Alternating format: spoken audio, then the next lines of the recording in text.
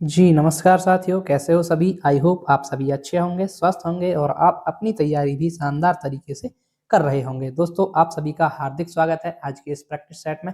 साथियों, इस practice set में हम लेकर आए हैं आपके लिए सीडीपी का जो आपका प्रीवियस ईयर पेपर होता है, ये आपका 2024 का पेपर है। भाई कौन-सा है ये? आपका 2024 का पेपर है। ये आपका कौन-सा वाला? वो भी दिसंबर में जो हुआ था, आपका दिसंबर 2024 में जो पेपर हुआ था, वो है यहाँ पर आपका पेपर 2 का है भाई ये। तो चलिए देर ना करते हुए आज का शुरू करते हैं। आज का प्रैक्टिस सेट आपका पहला क्वेश्चन था भाई कि प्रगतिशील शिक्षा के हिमायती इनमें से किस कथन से सहमत होंगे?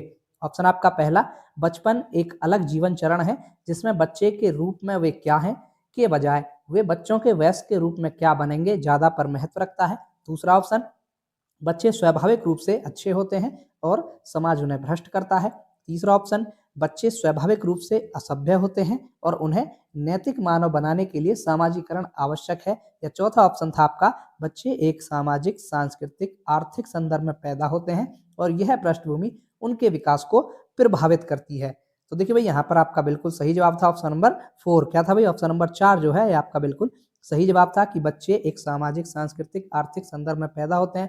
सही बात है भाई, बच्चे जहाँ भी पैदा होगा भाई वहाँ उसकी सामाजिक, सांस्कृतिक, आर्थिक संस्कृति होती है ही, तो संदर्भ होता ही है और वह वो जो पृष्ठभूमि है उनकी, वो उनके विकास को बिल्कुल प्रभावित करती है। तो ऑप्शन नंबर 4 यहाँ पर बिल्कुल सही जवाब था। ठीक है दोस्तों, चलिए भाई आगे बढ़ेंगे। आपका क्वेश्चन नंबर 2।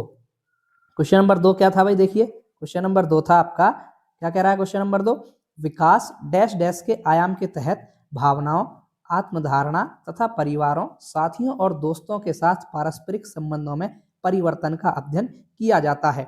ऑप्शन ए मनोसामाजिक, दूसरा भौतिक, तीसरा संज्ञानात्मक या चौथा भाषाई। तो साथियों यहाँ पर आपका पूछा था कि विकास का ऐसा कौन सा आयाम है जिसके तहत भावना, आत्मधारणा, परिवार, साथी, दोस्त, इनके साथ जो पारस्परिक संबंध होते हैं उनका अध्ययन किया जाता है। तो वो है आपका मनोसामाजिक विकास का आयाम। कौन सा है भाई? विकास का मनोसामाजिक आयाम है। तो ऑप्शन नंबर ए हमारा यहाँ पर बिल्कुल सही जवाब है। पहला ऑप्शन यहाँ पर बिल्कुल सही था भाई।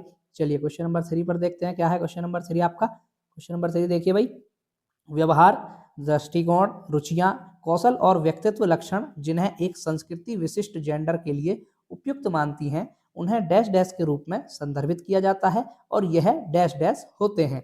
ऑप्शन आपका पहला, जेंडर पहचान या अनुवांशिक रूप से निर्धारित। दूसरा, जेंडर भूमिकाएं सांस्कृतिक रूप से परिभाषित। तीसरा, जेंडर भूमिकाएं अनुवांशिक रूप से निर्धारित। या चौथा, जेंडर पहचान या सांस्कृतिक रूप से परिभाषित। तो साथियों यहाँ पर आपका सही जवाब था ऑप्शन नंबर 2। कौन सा भाई? ऑप्शन नंबर 2 यहाँ पर बिल्कुल सही जवाब था कि पहले खाली स्थान में तो आएगा आपका जेंडर भूमिका के रूप में संदर्भित किया जाता है और यह सांस्कृतिक रूप से प्रभावित होता है। तो हमारा ऑप्शन नंबर 2 हमारा यहाँ पर बिल्कुल सही जवाब था। ठीक है साथियों, चलिए भाई आगे बढ़ेंगे। आपका क्वेश्चन नंबर 4।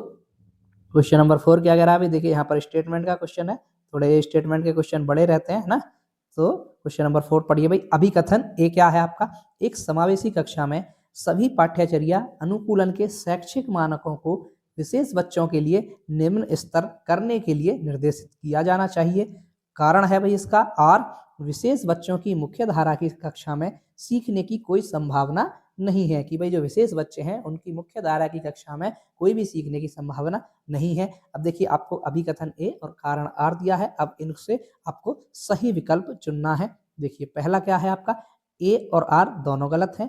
दूसरा, ए और आर दोनों सही हैं और ए की आर व्याख्या करता है। तीसरा ऑप्शन, ए और आर दोनों सही हैं लेकिन ए की आर व्याख्या नहीं करता है। चौथा ऑप्शन, ए सही है लेकिन आर गलत है। तो देखिए भाई यहाँ पर क्या जवाब होगा आपका? ऑप्शन नंबर ए ही होगा कि भाई ये दोनों के दोनों बिल्कुल गलत हैं। अभिकथन ए भी गलत है आपका और कारण आर भी गलत है। तो ऑप्शन नंबर 1 के साथ जाएंगे हम यहाँ पर।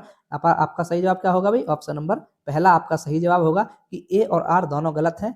देखिए समावेशी कक्षा में सभी पाठ्यचर्या के अनुकूल शैक्षिक मानक आगे ना यहाँ पर कि मानकों को विशेष बच्चों के लिए निम्न स्तर, और स्तर क्या किया जा रहा है बच्चों का? निम्न। तो ये गलत हो गया। तो दूसरा क्या है? विशेष बच्चे की मुख्य धारा कक्षा में सीखने की कोई संभावना ऐसा नहीं है भाई, क्योंकि हमारी समावेशी शिक्षा यही कहती है कि भाई विशेष बच्चे जो हैं उनको नियमित बच्चों के साथ या मुख्य धारा में जोड़ करके एक ही छत के नीचे शिक्षा दिया जाना, वो आपकी समावेशी शिक्षा होती है। तो ये भी गलत हो गया। तो दोनों के दोनों यहाँ पर गलत जवाब है। चलिए आगे चलेंगे। क्वेश्चन नंबर 5, जीन पियाजे। अब जीन पियाजे से संबंधित ये आपका क्वेश्चन है भाई। देखिए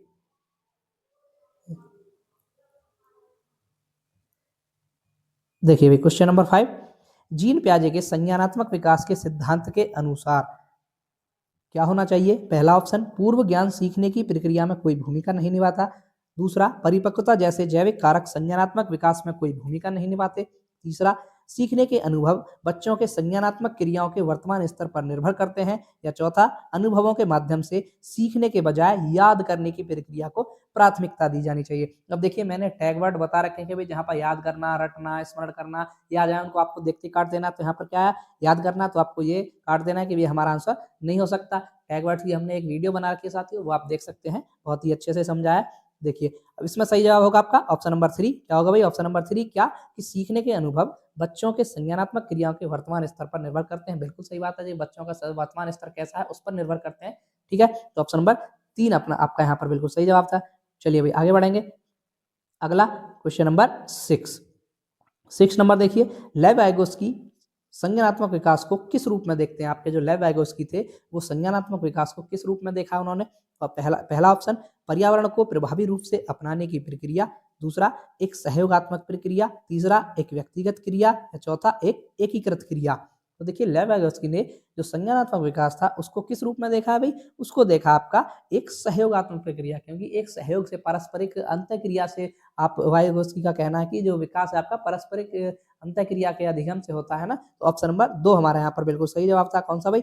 ऑप्शन नंबर 2 बिल्कुल सही जवाब है। साथियों ये आपके जो आंसर्स बताए जा रहे हैं बिल्कुल ऑथेंटिक है, फाइनल आंसर की से बिल्कुल मैच है, तो वही बताए जा रहे हैं आपको, कोई अलग से मन से नहीं बताया जा रहा कोई भी आंसर। ठीक है भाई, चलिए आगे बढ़ेंगे। क्वेश्चन नंबर 7 क्या है भाई आपका?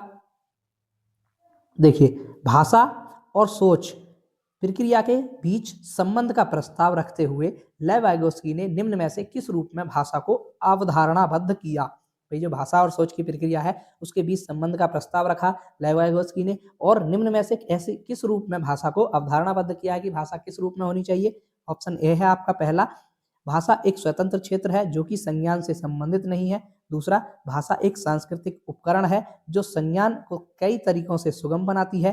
तीसरा ऑप्शन, भाषा आत्म केंद्रित भाषा का एक रूप है जिसका प्रयोग केवल बुनियादी जरूरतों को पूरा करने के लिए किया जाता है। देखिए यहाँ पर भी क्या आया, टैग वर्ड केवल आया, तो टैग वर्ड हमने बताया केवल वगैरह आया, जहां पर भी वो काट देना, वो आपका आंसर नहीं हो सकता।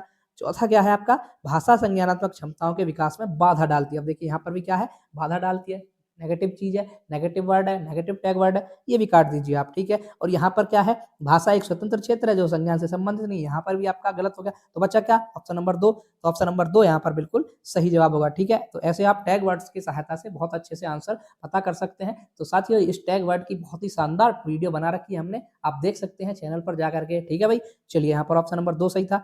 आगे बढ़ेंगे क्वेश्चन नंबर 8। 8वां क्वेश्चन क्या है भाई आपका?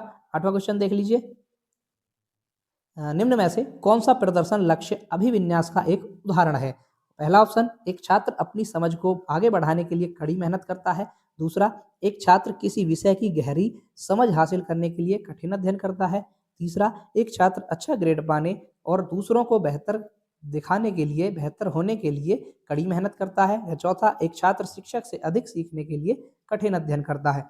तो यहाँ पर लक्ष्य अभिविन्यास का उदाहरण पूछा है, तो यहाँ पर लक्ष्य अभिविन्यास का उदाहरण होगा आपका ऑप्शन नंबर 3। क्या भाई, कि एक छात्र जो है अच्छा ग्रेड पाने और दूसरों से बेहतर होने के लिए वो कड़ी मेहनत कर रहा है, तो वो आपका लक्ष्य अभिविन्यास का एक उदाहरण होगा। ऑप्शन नंबर 3 यहाँ पर बिल्कुल सही जवाब है। ठीक है दोस्तों, चलिए क्वेश्चन नंबर 9 देखते हैं भाई। 9 क्या है आपका? फिर से देखिए लेव वाइगोत्स्की से आ गया है ना, लेव वाइगोत्स्की अब तक 9 क्वेश्चन है, 9 में से ये तीसरा है, चौथा क्वेश्चन है, बहुत पूछे जाते हैं इनसे। लेव वाइगोत्स्की के सिद्धांत का पालन करते हुए एक शिक्षक को, लेव वाइगोत्स्की के सिद्धांत का पालन करना है और करते हुए एक शिक्षक को क्या करना चाहिए? पहला है ऑप्शन है आपका ए, अपने विद्यार्थियों के साथ पारस्परिक अध्यापन का पालन करना चाहिए। दूसरा, विद्यार्थियों द्वारा सांस्कृतिक उपकरणों के उपयोग को हतोत्साहित करना चाहिए। तीसरा, विद्यार्थियों द्वारा कंठस्थ किए जाने वाले ज्ञान का प्रचार करना चाहिए। चौथा, विद्यार्थियों को एक दूसरे के साथ प्रतिस्पर्धा करने के लिए प्रोत्साहित किया जाना चाहिए। अब देखिए यहाँ पर टैग वर्ड्स आ गए भी, देखिए ठीक है, देखिए यहाँ पर क्या आया, प्रतिस्पर्धा नेगेटिव टैग वर्ड्स है, तो आप इसको काट काट दीजिए, ये हमारा आंसर नहीं है। यहाँ पर क्या आया, कंठस्थ किए जाने वाले यानी रटने वाले, तो ये भी आप काट दीजिए, ये भी आपका आंसर नहीं हो सकता है। अब दूसरे में क्या है भाई, देखिए उपकरणों को हतोत्साहित करना, प्रोत्साहित नहीं आया यहाँ पर, हतोत्साहित आपका नेगेटिव टैग वर्ड होता है, इसको भी काट दीजिए। अब बचा क्या आपका, ऑप्शन नंबर ए हमारा जवाब हो गया बिल्कुल सही। तो ऐसे आप टैग वर्ड्स की साथ बहुत आसानी से, बहुत बिना एफर्ट किए आप आंसर लगा सकते हैं। तो ऑप्शन नंबर ए हमारा यहाँ पर बिल्कुल सही जवाब है। ठीक है, तो टैग वर्ड्स के मैं इसीलिए बार बार बोल रहा हूँ कि टैग वर्ड्स को आप एक बार वीडियो को देख लीजिए कि भाई tag words, negative tag words क्या होते हैं, पॉजिटिव क्या होते हैं, उनको एक बार अपनी आंखों के आगे से निकाल लीजिए, तो आपको एग्जाम में बहुत ही हेल्प करेंगे भाई। चलिए आगे बढ़ेंगे। अगला क्वेश्चन है आपका क्वेश्चन नंबर 10। नई अवधारणा को पढ़ाने के लिए निम्नलिखित में से कौन सी प्रभावी रणनीतियां हैं। नई अवधारणा को पढ़ाने के लिए इनमें से कौन सी प्रभावी रणनीति होगी। ऑप्शन आपका ए, गैर उदाहरण प्रस्तुत करना, दूसरा है पहला है भैया आपका उदाहरण प्रस्तुत करना, दूसरा है गैर उदाहरण प्रस्तुत करना, तीसरा अवधारणाओं के बीच संबंधों के बारे में सोच को बढ़ावा देना, चौथा एक परिभाषा देना और छात्रों को इसे याद करने के लिए प्रोत्साहित करना। अब इसके बाद आपका जो विकल्प दिए हैं इनमें से चुनना है कि इन चारों में से कौन सा होना चाहिए इसका आंसर। ऑप्शन पहला है आपका तीसरा, चौथा पहला, दूसरे में आपका पहला और दूसरा, तीसरे में आपका पहला और तीसरा और चौथे में आपका पहला, दूसरा और तीसरा। तो देखिए भाई यहाँ पर फिर से टैग वर्ड लगाइए। टैग वर्ड क्या आया, देखिए यहाँ पर परिभाषा है ना, परिभाषा देना और याद करना, रट्टाफिकेशन, तो हमारा गलत हो गया, ये हमारा जवाब नहीं हो सकता है। दूसरा क्या है, अवधारणाओं के बीच संबंधों को, सोच को बढ़ावा देने, यहाँ आपका पॉजिटिव टैग वर्ड है, ये हमारा आंसर होगा। ठीक है भाई, तो इस तरह से आप टैग वर्ड्स वगैरह कर सकते हैं। तो प्रभावी रणनीतियां ये तीनों हो जाएंगी, पहला, तीसरा, पहला, दूसरा और तीसरा। तो ऑप्शन नंबर 4 हमारा यहाँ पर बिल्कुल सही होगा। ठीक है, क्योंकि ये आपके तीनों पॉजिटिव हैं और आपका चौथा आपका नेगेटिव था। तो ऑप्शन नंबर 4 हमारे यहाँ पर बिल्कुल सही जवाब होता है। ठीक है दोस्तों, चलिए अभी आगे बढ़ेंगे। आपका अगला क्वेश्चन, क्वेश्चन नंबर 11। 11वां क्वेश्चन क्या है भाई, निम्नलिखित में से किस विधि में शिक्षक और विद्यार्थी अपनी भूमिकाओं का विनिमय करते हैं। ऑप्शन ए, पारस्परिक अध्यापन, दूसरा अनुकूलित अधिगम, तीसरा ग्रहणशील अधिगम या चौथा वर्णात्मक अध्यापन। तो भाई देखिए इसमें पूछा है कि ऐसी कौन सी विधि है जिसमें शिक्षक और विद्यार्थी जो होते हैं अपनी भूमिकाओं का विनिमय करते हैं, इंटरचेंज करते हैं, है ना। तो वो उसका आपका सही जवाब होगा यहाँ पर ऑप्शन नंबर पहला, क्या भाई, पारस्परिक अध्यापन। देखिए आप समझ सकते हैं भाई, ये तो आपका सोचना भी नहीं था, इसमें आपका क्या करना था कि शिक्षक और विद्यार्थी अपनी भूमिकाओं को आपस में इंटरचेंज करते हैं, तो किस में करेंगे भाई, पारस्परिक वाले में। तो पारस्परिक अध्यापन होगा, ऑप्शन नंबर 1 हमारा यहाँ पर बिल्कुल सही जवाब है। ठीक है दोस्तों, चलिए भाई आगे बढ़ेंगे। Question number 12। 12वां क्वेश्चन क्या है अभी आपका, फिजा ने विश्लेषण किया कि उसे विषय जेड सीखने की तुलना में विषय एक्स सीखने में अधिक समस्याएं हैं। भाई वो जेड अच्छे से सीख सकती है, लेकिन एक्स सीखने में उसे अधिक समस्याएं आ रही हैं, क्योंकि वह विषय जेड में रुचि रखती है। अभी जेड में रुचि है तो वो आसानी से सीख लेगी, और उस पर ध्यान केंद्रित कर रही है, वो जेड पर ही ध्यान केंद्रित कर रही है क्योंकि उसमें रुचि है उसकी। ठीक है साथियों, तो निम्नलिखित में से कौन सी संरचना फिजा की सोच का विश्लेषण करने की क्षमता का वर्णन करता है। देखिए ऑप्शन आपका संज्ञानात्मक संघर्ष, दूसरा अधिसंज्ञान, तीसरा स्मृति या चौथा संज्ञान। तो यहाँ पर आपका सही जवाब है भाई ऑप्शन नंबर 2। क्या भाई, ये अधिसंज्ञान का उदाहरण है। क्या भाई, ये उसकी क्षमता अधिसंज्ञान की है कि भाई वो उसमें रुचि रख रही है तो उसी पर ध्यान दे रही है। ठीक है, ऑप्शन नंबर 2 हमारे यहाँ पर बिल्कुल सही जवाब है। ठीक है, चलिए भाई नेक्स्ट बढ़ेंगे। Question number 13। 13वां क्वेश्चन क्या कह रहा है अभी आपसे, देखिए हार्वर्ड गार्डनर से संबंधित है भाई। ये हार्वर्ड गार्डनर के बहुबुद्धि सिद्धांत का प्रस्ताव है कि भाई हार्वर्ड गार्डनर ने जो बहुबुद्धि का सिद्धांत दिया था उसका प्रस्ताव क्या था। ऑप्शन आपका पहला, बुद्धिमत्ता अकादमिक सफलता का सफलतापूर्वक अनुमान लगा सकती है, दूसरा बुद्धि समय के साथ बदलती है, तीसरा बुद्धि मुख्य रूप से अनुवांशिक विरासत में मिलती है, चौथा बुद्धि को सटीक रूप से मापा जा सकता है और सटीक रूप से विधेय किया जा सकता है। तो देखिए भाई हार्वर्ड गार्डनर के अनुसार यहाँ पर आपका सही जवाब होना चाहिए, वो होगा आपका ऑप्शन नंबर 2। क्या भाई, कि बुद्धि जो होती है वो समय के साथ बदलती रहती है। ठीक है भाई, क्योंकि बुद्धि समय के साथ बदलती रहती है, आप जैसे जैसे एज बढ़ेगी वैसे वैसे बुद्धि आईक्यू लेवल भी बढ़ता जाएगा, है ना। तो बुद्धि समय के साथ आपकी बदलती रहती है, तो ऑप्शन नंबर 2 यहाँ पर बिल्कुल सही जवाब है। ठीक है दोस्तों, चलिए भाई नेक्स्ट क्वेश्चन, क्वेश्चन नंबर 14। देखिए 14वां क्वेश्चन क्या है भाई आपका, हालांकि अंतर समूह व्यक्तिगत भिन्नताओं की संभावना मौजूद है, फिर भी स्वलीनता वाले अधिकांश विद्यार्थी कैसे होते हैं भाई। पहला ऑप्शन, कल्पनाशील खेल के उच्चतर कौशलों का प्रदर्शन करते हैं, दूसरा उन्नत सामाजिक भावनात्मक पारस्परिकता की उपलब्धि प्राप्त करते हैं, तीसरा उन्नत संवाद के कौशल प्रदर्शित करते हैं, या चौथा चौथा है आपका दिनचर्या या चरणों का गलत सख्ती से पालन करते हैं।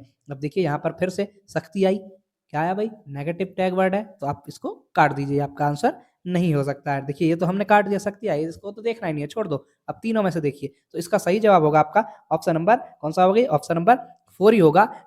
क्योंकि इसमें क्या है भाई, देखिए मैंने ये टैग वर्ड्स के बताया कि भाई टैग वर्ड्स काट दीजिए, लेकिन आपको क्या पूछा है, अंतर समूह व्यक्तिगत भिन्नताओं की संभावना मौजूद है, फिर भी स्वलीनता वाले अधिकांश विद्यार्थी, ये स्वलीनता वाले को पूछा है, तो स्वलीनता वाले भाई दिनचर्या या चरणों की सख्ती से पालन करते हैं, क्योंकि वो स्वलीनता वाले बच्चे हैं। ठीक है, तो यहाँ इस कंडीशन में ये आपका सही जवाब होगा ऑप्शन नंबर 4। ठीक है भाई, आपको क्वेश्चन को भी पढ़ना है कि हाँ क्वेश्चन क्या कह रहा पूछना चाह रहा है, वो नेगेटिव वे में पूछ रहा है तो नेगेटिव वे में ही आंसर देना आपको। ठीक है, तो हमारा ऑप्शन नंबर 4 यहाँ पर बिल्कुल सही जवाब हो गया है। ठीक है दोस्तों, चलिए भाई आगे बढ़ेंगे। क्वेश्चन नंबर 15 फिर से कथन कारण है आपका, देखिए क्वेश्चन नंबर 15, ये है आपका 15वां क्वेश्चन। ठीक है भाई, चलिए अभिकथन ए, भय और तनाव का वातावरण बनाना छात्रों को सचेत और हरदम तैयार रखता है और सार्थक सीखने को सुसाधित करता है। यानी भय और वातावरण का, तनाव का वातावरण बनाते हैं तो छात्रों को वो हरदम सचेत और हरदम तैयार रखता है हर वक्त, और सार्थक सीखने के लिए सुसाधित करता है। एक तो कथन ये है। कारण क्या है आपका, कारण है आपका अधिगम केवल बाहरी कारकों द्वारा नियंत्रित होता है।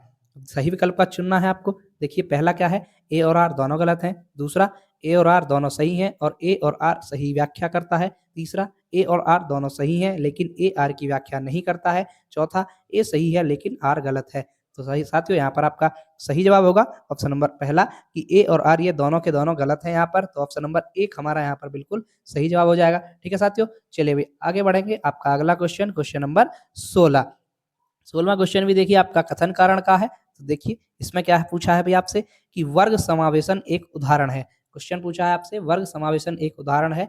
अभिकथन ए, लॉकेस को एक संकल्पना यानी दिल्ली को दूसरी संकल्पना भारत के उपसमूह के रूप में वर्गीकृत करने में परेशानी होती है। कारण आर, यह समझना कि भावनाएं स्मृति और सीखने को कैसे प्रभावित करती हैं, विनियमित सीखने को संसाधित कर सकता है। अब ये कथन ए और कारण आर आपने पढ़ लिया। अब सही विकल्प का चयन करना है। पहला ऑप्शन है ए और आर दोनों गलत हैं। दूसरा, ए और आर दोनों सही हैं और ए आर की सही व्याख्या करता है। तीसरा, ए और आर दोनों सही हैं लेकिन ए और आर सही व्याख्या नहीं करता है। चौथा, ए सही है लेकिन आर गलत है। तो साथियों यहाँ पर आपका सही जवाब है ऑप्शन नंबर 3। क्या भाई, ऑप्शन नंबर 3 सही होगा कि ए और आर दोनों सही हैं लेकिन ए आर की सही व्याख्या नहीं करता है। तो ऑप्शन नंबर 3 हमारा यहाँ पर बिल्कुल सही जवाब है। ठीक है दोस्तों, चलिए भाई आगे बढ़ेंगे। क्वेश्चन नंबर आपका 17।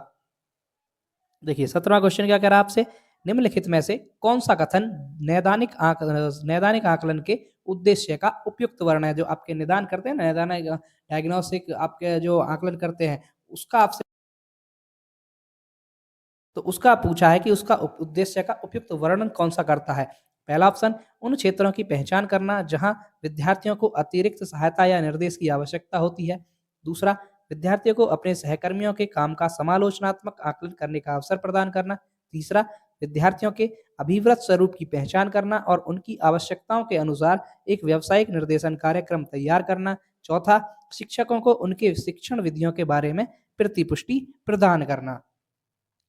तो प्यारे साथियों, यहाँ पर आपका सही जवाब है ऑप्शन नंबर 1। कौन सा भाई, ऑप्शन नंबर पहला ही आपका सही है कि उन क्षेत्रों की पहचान करना जहां विद्यार्थी को अतिरिक्त सहायता या निर्देश की आवश्यकता हो सकती है। क्योंकि भाई यहाँ पर डायग्नोस हो रहा है ना, तो नैदानिक आकलन हो रहा है, तो नैदानिक आकलन का उद्देश्य यही होता है कि भाई किस किस क्षेत्र में कठिनाई हो सकती है, किस किस क्षेत्र में उसको अतिरिक्त सहायता की आवश्यकता हो सकती है और अतिरिक्त निर्देश की आवश्यकता हो सकती है, तो उन क्षेत्रों की पहचान करना होता है। तो ऑप्शन नंबर 1 हमारे यहाँ पर बिल्कुल सही जवाब है। ठीक है भाई, चलिए नेक्स्ट बढ़ेंगे। अगला क्वेश्चन आपका क्वेश्चन नंबर 18। क्वेश्चन नंबर 18 क्या कह रहा है अभी आपसे, 10 साल की काकुली गणित के एक कठिन सवाल से जूझ रही है। भाई 10 साल की एक काकुली है, वो गणित के एक कठिन सवाल से जूझ रही है।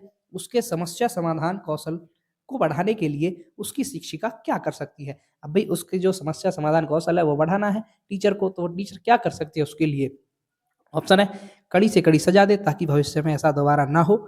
दूसरा, उसे समस्या का समाधान दे। तीसरा, उसे समस्या को छोड़ने और अगले पर जाने के लिए कहे कि भाई इस समस्या को छोड़ दीजिए, अगले पर जाइए आप। और चौथा, कोशिश करते रहने के लिए उसे प्रोत्साहित करें और जरूरत पड़ने पर आलम्बन प्रदान करें।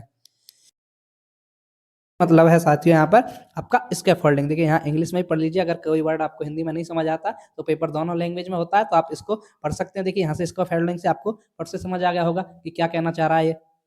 ठीक है भाई, तो यहाँ पर आपका सही जवाब होगा ऑप्शन नंबर 4। ऑप्शन नंबर 4 ही सही होगा कि उसे कोशिश करते रहने के लिए प्रोत्साहित करे और जरूरत पड़ने पर उसे स्कैफोल्डिंग दे। भाई लेव वाइगोत्स्की का सिद्धांत लगाया यहाँ पर कि भाई उसको जरूरत पड़े तो धीरे धीरे उसको स्कैफोल्डिंग देते रहने चाहिए। तो ऑप्शन नंबर 4 हमारा यहाँ पर बिल्कुल सही जवाब है। ठीक है साथियों, चलिए भाई आगे बढ़ेंगे।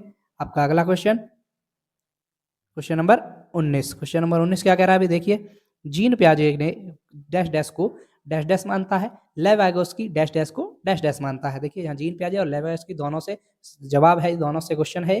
पढ़िए भाई, आपका ऑप्शन क्या है। पहला, निजी वाक आत्म विनियमित में प्रभावी, आत्म केंद्रित वाक संज्ञानात्मक अपरिपक्वता का संकेत। दूसरा, आत्म केंद्रित वाक संज्ञानात्मक परिपक्वता का संकेत, निजी वाक स्वनियमित में प्रभावी। तीसरा, आत्म केंद्रित वाक स्वनियमित में प्रभावी और निजी वाक संज्ञानात्मक अपरिपक्वता का संकेत। चौथा, निजी वाक संज्ञानात्मक अपरिपक्वता का संकेत, आत्म केंद्रित वाक आत्म विनियमित में प्रभावी। तो देखिए भाई यहाँ पर आपका सही जवाब होगा, वो होगा आपका ऑप्शन नंबर 2। क्या होगा भाई, ऑप्शन नंबर 2। देखिए जीन पियाजे, इसमें इस खाली स्थान में आएगा, जीन पियाजे आत्म केंद्रित वाक को संज्ञानात्मक अपरिपक्वता का संकेत मानता है, जबकि लेव वाइगोत्स्की इसके खाली स्थान में आएगा, निजी वाक को स्वनियमित में प्रभावी मानता है। तो ऑप्शन नंबर 2 हमारा यहाँ पर बिल्कुल सही है। देखिए दोनों जी उससे तुलना करके ये सवाल पूछ लिया है आपसे। ठीक है, तो ऑप्शन नंबर 2 हमारा यहाँ पर बिल्कुल सही जवाब है। ठीक है साथियों, चलिए भाई आगे बढ़ेंगे। आपका क्वेश्चन नंबर 20। 20वां क्वेश्चन क्या है भाई देखिए, 20वां क्वेश्चन आपका, अधिगम के सार्वभौमिक अभिकल्प में क्या शामिल नहीं है। ऑप्शन है, शिक्षार्थियों के नामीकरण को और वर्गीकरण के विभिन्न रूपों को लागू करना। दूसरा, सभी शिक्षार्थियों को सूचना और ज्ञान प्राप्त करने के विभिन्न तरीके देना। तीसरा, शिक्षार्थी जो जानते हैं उसे प्रदर्शित करने के लिए सभी शिक्षार्थियों को विकल्प प्रदान करना। या चौथा, सभी शिक्षार्थियों के हितों में कार्य करना और तदनुसार चुनौतियों की पेशकश करना। तो प्यारे साथियों यहाँ पर आपका सही जवाब है ऑप्शन नंबर 1, पहला ही सही है भाई। यहाँ पर क्या, शिक्षार्थियों के नामीकरण। देखिए हाँ, क्या पूछा आपसे, नहीं पूछा था तो आपको नेगेटिव चीज ही ढूंढनी है भाई, नेगेटिव टैग वर्ड पे ही ढूंढना है आपको, नहीं पूछा है तो नेगेटिव टैग वर्ड यहाँ पर क्या है, किसी का नामीकरण करना, वर्गीकरण कर देना, ये आपके क्या होते हैं, नेगेटिव टैग वर्ड होते हैं। तो नेगेटिव टैग वर्ड से हमें आंसर मिल गया, ऑप्शन नंबर 1 यहाँ पर बिल्कुल सही जवाब है। ठीक है दोस्तों, चलिए भाई आगे बढ़ेंगे। आपका क्वेश्चन नंबर 21। 21 क्या कह रहा है अभी आपसे, पढ़िए, लॉरेंस कोहलबर्ग के सिद्धांत के बारे में निम्नलिखित में से कौन सा कथन सही है। अब यहाँ पर लॉरेंस कोहलबर्ग से पूछा है भाई। ऑप्शन है आपका पहला, यह नैतिक तर्क पर संस्कृति और जेंडर के प्रभाव को ध्यान में रखता है। दूसरा, यह बच्चों में नैतिक विकास की प्रगति के सटीक अवस्थाओं को निर्दिष्ट नहीं करता है। तीसरा ऑप्शन, यह प्रायोगिक विधियों द्वारा किए गए अध्ययन पर आधारित है। या चौथा, यह बच्चों को दुविधात्मक स्थितियां प्रस्तुत करता है। तो साथियों यहाँ पर आपका सही जवाब है ऑप्शन नंबर 4। क्या होगा भाई, ऑप्शन नंबर 4 होगा कि भाई नैतिक विकास का सिद्धांत तो क्या है भाई लॉरेंस कोहलबर्ग का, कि बच्चों को दुविधात्मक स्थितियों को प्रस्तुत करता है, कि बच्चों में दुविधात्मक स्थितियां किस किस प्रकार होती हैं और किस किस प्रकार बच्चे नैतिक निर्णय लेते हैं। तो ऑप्शन नंबर 4 हमारे यहाँ पर बिल्कुल सही जवाब है। ठीक है भाई, चलिए आगे बढ़ेंगे। अगला क्वेश्चन, क्वेश्चन नंबर 22। देखिए 22 आपका कथन कारण है, फिर से पढ़िए भाई। अभी कथन ए क्या है, प्रत्येक बच्चे को खेलने, प्रयोग करने और अपनी दुनिया को खोज के अवसर मिलते हैं। भाई ऐसा इसमें लिखा है और बताया गया है कि भाई प्रत्येक बच्चे को, किसी को नहीं, ऐसा नहीं, सभी को, प्रत्येक ही बच्चे को कि खेलने, प्रयोग करने और अपनी दुनिया का खोज करने के अवसर मिलते हैं। कारण क्या है, बच्चा एक सार्वभौमिक निर्माण है। अब देखिए कथन और कारण आपने पढ़ लिए, अब सही विकल्प चुनना है आपको। पहला है, ए और आर दोनों गलत हैं। दूसरा, ए और आर दोनों सही हैं और ए की आर सही व्याख्या करता है। तीसरा, ए और आर दोनों सही हैं लेकिन ए और आर की सही व्याख्या नहीं करता है। चौथा, ए सही है लेकिन आर गलत है। तो देखिए यहाँ पर आपके दोनों के दोनों विकल्प आपके गलत हैं भाई, ए भी गलत है और आर भी गलत है। तो आपका सही जवाब हो जाएगा ऑप्शन नंबर 1 के साथ। किसके भाई, ऑप्शन नंबर 1 के साथ जाएगा। ए और आर यहाँ पर दोनों ही गलत हैं। यहाँ पर लिखा है भाई प्रत्येक बच्चे को, तो ऐसा नहीं, जरूरी नहीं है कि प्रत्येक बच्चे को ही अवसर मिल पाए, है ना, वंचित वर्ग के बच्चे भी होते हैं। ठीक है, तो ये दोनों के दोनों गलत हैं। ऑप्शन नंबर 1 हमारे यहाँ पर बिल्कुल सही है, ऑथेंटिक आंसर की के साथ मैच है भाई ये। चलिए आगे बढ़ेंगे। Question number 23। 23 क्या है भाई, देखिए पढ़िए। निम्न में से कौन सा एक ऐसे प्रश्न का उदाहरण है जो विवेचनात्मक सोच को बढ़ावा देता है? अब ऐसा कौन सा प्रश्न है इनमें से जो विवेचनात्मक सोच को बढ़ावा देगा? पहला, द्वितीय विश्व युद्ध के दौरान जर्मनी का नेता कौन था? दूसरा, द्वितीय विश्व युद्ध किस वर्ष समाप्त हुआ? तीसरा, द्वितीय विश्व युद्ध में कौन से देश प्रत्यक्ष रूप से शामिल थे? या चौथा है आपका, द्वितीय विश्व युद्ध के फैलने के किन कारकों का योगदान था? कि द्वितीय विश्व युद्ध फैला था तो किन कारकों से फैला था, किन कारकों का योगदान था? तो यहाँ पर बताइए, पूछा है विवेचनात्मक सोच को बढ़ावा देना, तो विवेचनात्मक सोच को बढ़ावा देगा आपका ऑप्शन नंबर 4। क्या भाई? ऑप्शन नंबर 4 जो है, द्वितीय विश्व युद्ध के फैलने के किन कारकों का योगदान था? तो ये ऑप्शन नंबर 4 आपका यहाँ पर विवेचनात्मक सोच को बढ़ावा देगा। तो ऑप्शन नंबर 4 यहाँ पर बिल्कुल सही जवाब है। ठीक है दोस्तों, चलिए भाई आगे बढ़ेंगे। अगला क्वेश्चन है आपका 24 क्या है भाई, देखिए। बच्चा उन बच्चों को जिन्हें दृष्टि बाधिता है उन्हें शामिल करते समय शिक्षक को डैश डैश का उपयोग करना चाहिए, जो डैश डैश। अब पढ़िए भाई, ऑप्शन क्या है? आवृत्ति संग्राहक, संचरण उपकरण, श्रवण तंत्र। दूसरा, ब्रेल एक स्पर्श प्रणाली है। तीसरा, ब्रेल एक श्रवण प्रणाली है। चौथा, आवृत्ति संग्राहक, संचरण उपकरण या स्पर्श तंत्र। तो साथियों यहाँ पर आपका सही जवाब है सॉरी, यहाँ पर सही जवाब है ऑप्शन नंबर 2। क्या होगा भाई? ऑप्शन नंबर 2 सही होगा। क्या? कि जो दृष्टिबाधित बच्चे होते हैं उनके लिए शिक्षक को ब्रेल लिपि का उपयोग करना चाहिए। और ब्रेल लिपि क्या होती है भाई? एक स्पर्श के आधार पर होती है, एक स्पर्श प्रणाली होती है। तो ये आपका इस खाली स्थान में आ जाएगा। ठीक है, तो ऑप्शन नंबर 2 हमारा यहाँ पर बिल्कुल सही जवाब है। ठीक है दोस्तों, ऑप्शन नंबर 2 हमारे यहाँ पर बिल्कुल सही है। चलिए भाई आगे बढ़ेंगे। आपका अगला क्वेश्चन, क्वेश्चन नंबर 25 देखिए भाई। आप एक शिक्षक हैं जो अपने छात्रों को आलोचनात्मक रचनात्मक रूप से सोचने के लिए प्रोत्साहित करना चाहते हैं। भाई आप शिक्षक हैं तो आप अपने छात्रों को क्या कर रहे हैं? ये आलोचनात्मक और रचनात्मक रूप से सोचने के लिए प्रोत्साहित कर रहे हैं, उसको प्रोत्साहित करना चाहते हैं। निम्नलिखित में से कौन सी रणनीति इस प्रकार के चिंतन को बढ़ावा देने के लिए सबसे अधिक संभावना है? ऐसी कौन सी रणनीतियां इनमें से जो इस प्रकार के चिंतन को सबसे अधिक प्रोत्साहित करेगी, ये पूछा आपसे। ऑप्शन आपका पहला, विषय पर व्याख्यान देना और छात्रों को विस्तृत नोट प्रदान करना। दूसरा, एक परियोजना सौंपना जिसमें छात्रों को किसी विषय पर जानकारी को याद रखना और प्रस्तुत करना हो। तीसरा है भाई आपका, छात्रों को उनके अपने समाधान खोजने के लिए खुले सिरे वाले प्रश्न प्रदान करना। या चौथा, छात्रों को उनके ज्ञान का आकलन करने के लिए बहुविकल्पीय परीक्षण देना। तो देखिए यहाँ पर टैग वर्ड देखिए, टैग वर्ड क्या है? पहला, विस्तृत व्याख्यान देना और विस्तृत नोट्स देना। तो टैग वर्ड्स यहाँ पर व्याख्यान जो है आपका नेगेटिव है, तो हमारा आंसर नहीं हो सकता है। यहाँ पर एक परियोजना सौंपना जिसमें किसी विषय की जानकारी को याद रखना, देखिए याद रखना आ गया, ये भी आपका आंसर गलत हो गया, ये भी नहीं हो सकता। और क्या है भाई आपका जो तीसरा ऑप्शन है, वो छात्रों को उनके अपने समाधान खोजने के लिए खुले श्रेयांत वाले। देखिए ये आपका पॉजिटिव टैग वर्ड है कि खुले ओपन एंडेड क्वेश्चन जो होते हैं, क्योंकि ओपन एंडेड आपके किससे संबंधित होते हैं? सृजनात्मकता से, क्रिएटिविटी से संबंधित होते हैं वो क्वेश्चन। तो यहाँ पर यही जवाब आपका सही होगा, ऑप्शन नंबर 3। क्या भाई? ऑप्शन नंबर 3 हमारा बिल्कुल सही जवाब होगा। सबसे प्रभावी रणनीति यही होगी कि उनको ओपन एंडेड क्वेश्चन दिए जाएं, तो वो आलोचनात्मक और रचनात्मक रूप से सोचने के लिए अधिक वो होंगे, अधिक अच्छे तरीके से सोच सकेंगे। ठीक है भाई, चलिए ऑप्शन नंबर 3 यहाँ पर बिल्कुल सही है। आगे बढ़ेंगे, क्वेश्चन नंबर 26 क्या है भाई आपका? निम्न में से कौन विद्यार्थियों में सीखने के लिए आकलन का एक उदाहरण है? अब यहाँ पर देखिए सीखने के लिए आकलन आया, देखिए असेसमेंट फॉर लर्निंग पूछा है यहाँ पर, है ना। ये 3 होते हैं भाई, assessment of learning, assessment for learning और असेसमेंट एज लर्निंग।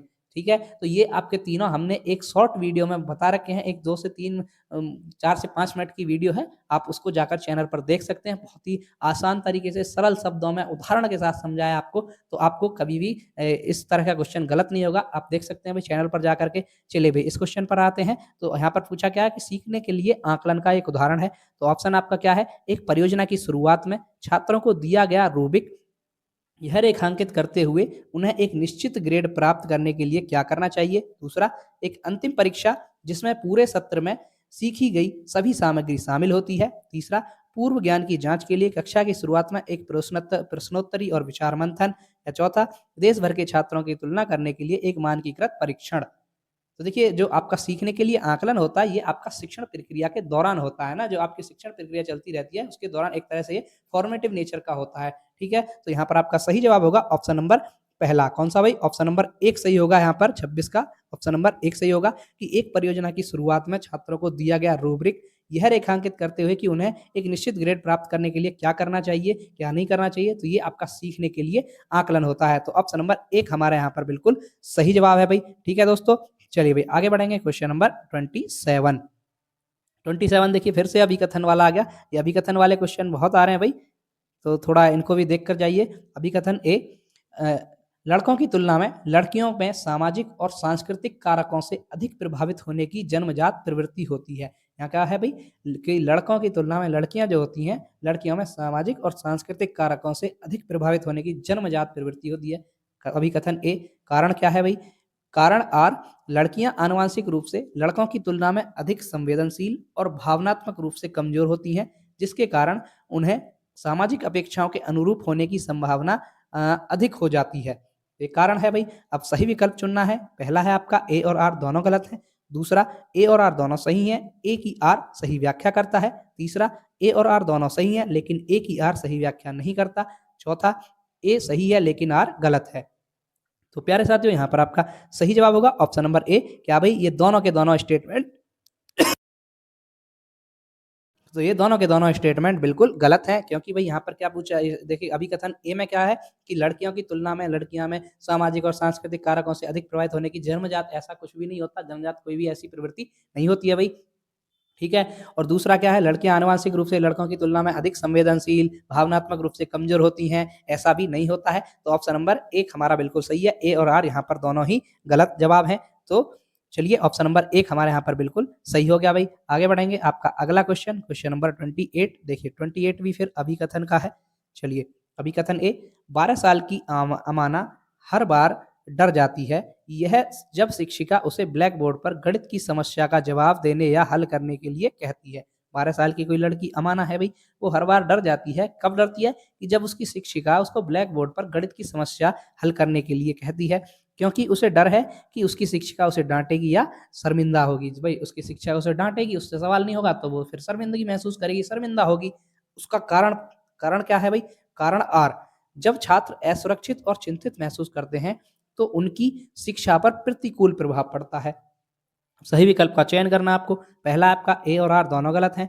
दूसरा, ए और आर दोनों सही हैं और ए की आर व्याख्या करता है। तीसरा, ए और आर दोनों सही हैं लेकिन ए की आर सही व्याख्या नहीं करता है। चौथा, ए सही है लेकिन आर गलत है।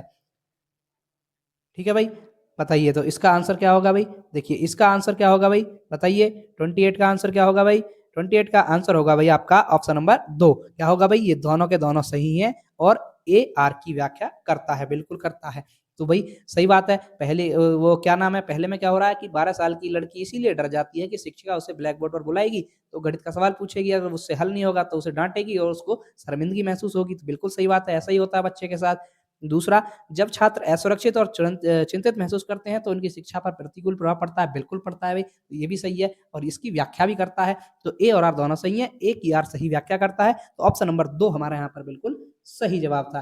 ठीक है भाई, चलिए आगे बढ़ेंगे। क्वेश्चन नंबर 29 पढ़िए भाई। देखिए, एक शिक्षिका छात्रों को उनके पूर्व ज्ञान को नई संकल्पना से जोड़ने के अवसर प्रदान करके अपनी कक्षा में सार्थक सीखने व विवेचनात्मक सोच को सक्षम बनाना चाहती है। निम्नलिखित में से कौन सी शिक्षण रणनीति सबसे प्रभावी होगी? ऑप्शन आपका पहला, छात्रों को नई सामग्री से संबंधित कार्य को पूरा करने के तरीके के बारे में चरण दर चरण मार्गदर्शिका प्रदान करना। दूसरा, नई सामग्री पर व्याख्यान देना और छात्रों को याद करने के लिए महत्वपूर्ण शब्दों की सूची प्रदान करना। तीसरा, विद्यार्थियों को पाठ्य पुस्तक के अध्याय को पढ़ने और अंत में प्रश्नों के उत्तर देने के लिए कहना। या चौथा है आपका, क्या है भाई चौथा, छात्रों से नई सामग्री से संबंधित अपने स्वयं के अनुभव साझा करने के लिए कहना और फिर उन्हें विषय से जोड़ना। तो साथियों यहाँ पर आपका सही जवाब होगा ऑप्शन नंबर 4 हो जाएगा। क्या होगा? ऑप्शन नंबर 4 ही होगा कि भाई छात्रों से नई सामग्री के संबंध में अपने स्वयं के अनुभव साझा करना और फिर उन्हें कहना कि उन्हें फिर विषय के साथ जोड़िए, विषय के साथ जोड़ना। तो ये आपका बिल्कुल प्रभावी रणनीति होगी। ऑप्शन नंबर 4 हमारा यहाँ पर बिल्कुल सही जवाब होता है। चलिए भाई चलते हैं आज के अपने लास्ट क्वेश्चन पर, क्वेश्चन नंबर 30। ठीक है भाई, चलिए देखिए, एक समावेशी कक्षा में शिक्षक, भाई एक आपकी इंक्लूसिव एजुकेशन जो होती है, इंक्लूसिव क्लासरूम होता है, समावेशी कक्षा होती है, उसमें शिक्षक को क्या करना है? ऑप्शन है आपका ए, प्रतिस्पर्धा की भावना को बढ़ावा देकर बच्चों को बेहतर करने के लिए प्रोत्साहित करने की कोशिश करता है। दूसरा, बच्चों में कमियों की पहचान करता है और उनका सही ढंग से नामीकरण करता है। तीसरा, अलग-अलग शैक्षणिक क्षमताओं के आधार पर बच्चों को अलग करता है। चौथा, बच्चों को विभिन्न आवश्यकताओं बच्चों को विभिन्न आवश्यकताओं के अनुरूप पाठ्यचर्या और शैक्षणिक रणनीतियों को संशोधित करता है। देखिए भाई, यहाँ पर क्या है, पहला क्या ऑप्शन, प्रतिस्पर्धा की भावना आ गई, नेगेटिव टैग वर्ड आ गया, काट दीजिए भाई। नेगेटिव टैग वर्ड के लिए कोई जगह नहीं है हमारे शिक्षा शास्त्र में। बच्चों की कमियों की पहचान करता है और उन्हें सही ढंग से उनका नामीकरण करता है, ये भी आपका नेगेटिव टैग वर्ड है, इसको भी काट दीजिए। अलग-अलग शैक्षिक क्षमता के बच्चों को अलग करना, कि भी उनको विभिन्न शैक्षिक क्षमताओं के समूह में बाँट देना, ऐसा भी नहीं करना, ये भी आपका tag word negative tag word है, तो ये भी गलत हो गया। तो आपका ऑप्शन नंबर 4 बचा, क्या बचा? बच्चों की विभिन्न आवश्यकताओं के अनुरूप पाठ्यचर्या और शैक्षणिक रणनीतियों को संशोधित करता है। बिल्कुल सही बात है कि बच्चे विभिन्न आवश्यकता वाले होते हैं, अलग-अलग आवश्यकता होती हैं, उसी के आधार पर बच्चों के अनुरूप, उनकी आवश्यकताओं के अनुरूप पाठ्यचर्या और शैक्षणिक रणनीतियाँ जो हैं, उसकी शैक्षणिक विधियाँ जो हैं, उसकी टीचिंग स्किल जो हैं उनकी, उनको संशोधित करता रहे टाइम टू टाइम बच्चों की आवश्यकता के अकॉर्डिंग। तो ऑप्शन नंबर 4 हमारे यहाँ पर बिल्कुल सही जवाब है। कौन-सा भाई? ऑप्शन नंबर 4 यहाँ पर बिल्कुल सही जवाब है। तीसरे का ऑप्शन नंबर 4 बिल्कुल सही होगा। तो दोस्तों, ये था आपका सीटेट दिसंबर 2024 का पेपर 2 का सीडीपी का प्रैक्टिस सेट। सीडीपी में ये आपके क्वेश्चन पूछे गए थे 2024 में। आई होप आपको अच्छे से समझ आया होगा भाई। हमने पूरा प्रयास किया है अपनी तरफ से आपको समझाने का, आपको बताने का, आपके सामने इस पेपर को प्रस्तुत करने का। अगर आपको ये वीडियो या क्लास अच्छी लगती है तो एक लाइक ज़रूर करके जाइएगा, और जो भी साथी चैनल पर पहली बार आए हैं, कृपया चैनल को सब्सक्राइब कर लीजिएगा, ताकि ऐसी ही इन्फॉर्मेटिव वीडियोज़ और क्लासेस आपको डेली मिलती रहें। तो चलिए भाई, मिलते हैं नेक्स्ट वीडियो के साथ, तब तक के लिए धन्यवाद। जय हिंद साथियों।